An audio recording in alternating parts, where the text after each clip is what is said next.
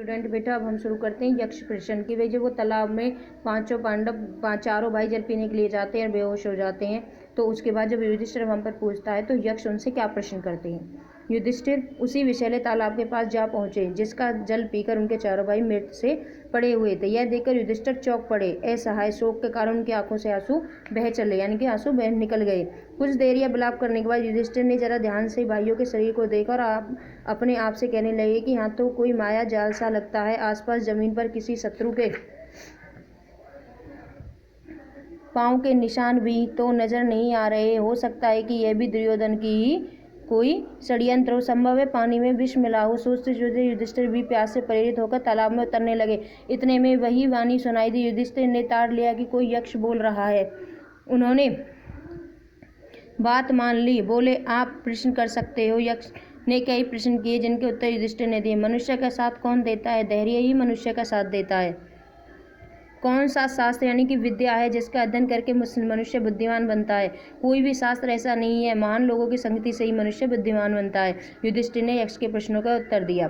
भूमि से भारी चीज क्या है? संतान को कोख में धारण करने वाली माता भूमि से भारी होती है। आकाश से भी ऊंचा क्या है? पिता। हवा से भी तेज चलने वाला कौन है? मन। घास से भी तुच्छ कौन सी चीज होती है? चिंता। विदेश जाने वाले का कौन साथी होता है? विद्या। घर पर ही में रहने वाले का कौन साथी होता है? पत्नी। मरांसन यानी कि वृद्ध का मित्र कौन होता है? दान, क्योंकि वही मृत्यु के बाद अकेले चलने वाले जीव के साथ चलता है। यानी कि मृत्यु के बाद जो वृद्ध होता है उसका साथ वही कौन देता है? क्योंकि हमारे जो दान होता है, दान करते हैं, क्योंकि वही मृत्यु के बाद अकेले चलने वाले जीव के साथ चलता है। बर्तनों में सबसे बड़ा कौन सा भाग है? भूमि ही सबसे बड़ा बर्तन है जिसमें सब कुछ समा सकता है। सुख क्या है? सुख वह चीज है जो शील और सच्चरिता पर स्थित होती है। किसके छूट जाने पर मनुष्य सप्रिय बनता है? अहम भाव के छूट जाने पर। किस चीज के खो जाने से दुख नहीं होता? क्रोध के खो जाने पर। किस चीज को गवाकर मनुष्य धनी बनता है? लालच को।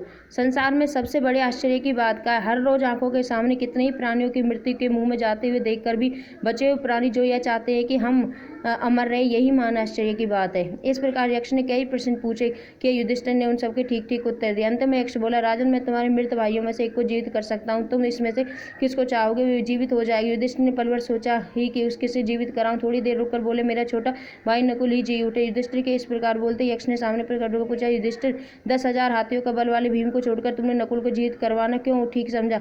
युधिष्ठिर ने कहा, यक्षराज, मैंने तो नकुल को जीवित करवाना चाहा, वह सिर्फ इसी कारण कि मेरे पिता की 2 पत्नियों में से मेरी माता कुंती का बच्चा हुआ एक पुत्र तो मैं हूँ। मैं चाहता हूँ माता मांद्रिका का एक पुत्र जीवित हो उठे, जिससे हिसाब बराबर हो जाए। अतः आपकी कृपा करके नकुल को जीवित कर दे। पक्षपात से रहित मेरे प्यारे पुत्र चारों भाई जी उठे। यक्ष ने वर दिया। उन्होंने युधिष्ठिर को सद्गुणों से मुग्ध होकर उन्हें छाती से लगाया और आशीर्वाद देते हुए कहा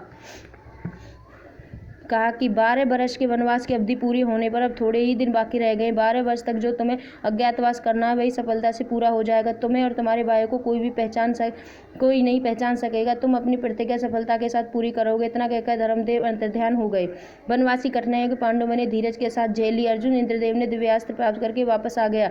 भीमसेन ने भी सुगंधित फूले सरोवर के पास हनुमान से भेंट कर ली और इसका आलिंगन प्राप्त करके, यानी कि उनकी शरण में प्राप्त करके 10 गुना अधिक शक्तिशाली और हो गया। माया भी सरोवर के पास युधिष्ठिर ने स्वयं धर्मदेव के दर्शन किए और गले मिलने का सौभाग्य प्राप्त कर लिया। वनवास की अवधि पूरी होने पर युधिष्ठिर ने ब्राह्मणों की अनुमति लेकर उन्हें और अपने परिवार के अन्य लोगों से कहा कि वे नगर को लौट जाएं। युधिष्ठिर की बात मानकर सब लोग नगर लौट गए और वह खबर उड़ गई कि पांडव हम लोगों की आधी रात में सोया हुआ छोड़कर न जाने कहाँ चले गए। यह सुनकर लोगों को बड़ा दुख हुआ। इधर पांचों पांडव थे, वे वन में एकांत स्थान पर बैठकर आगे कार्यक्रम के बारे में सोच विचार करने लगे। युधिष्ठिर ने अर्जुन से पूछा, अर्जुन, बताओ कि यह 13वां वर्ष किस देश में और किस तरह बिताया जाए? अर्जुन ने जवाब दिया, महाराज, इसमें तो संदेह नहीं कि हम 12 महीने बड़ी सुगमता के यानी सरलता के साथ इस प्रकार बिता सकेंगे जिससे किसी को भी हमारा असली परिचय प्राप्त न हो सके। अच्छा यही हो कि हम एक साथ ही रहें। कौरवों के देश के आसपास पांचाल, मत्स्य, वेदेय, वाल्के, दर्शनार्थ, सूरसन, मगध आदि कितने ही देश हैं। इनमें से आप जिसे पसंद करेंगे वहीं जाकर रह जाएंगे। यदि इसमें उससे पूछा जाए तो मैं कहूँगा कि मत्स्य देश में जाकर रहना ठीक होगा। इस देश के अधिधीश राजा विराट है। विराट नगर बहुत ही सुंदर और समृद्ध है। मेरी तो यही राय है कि अगर आप कुछ चीज समझे तो यही ठीक रहेगा।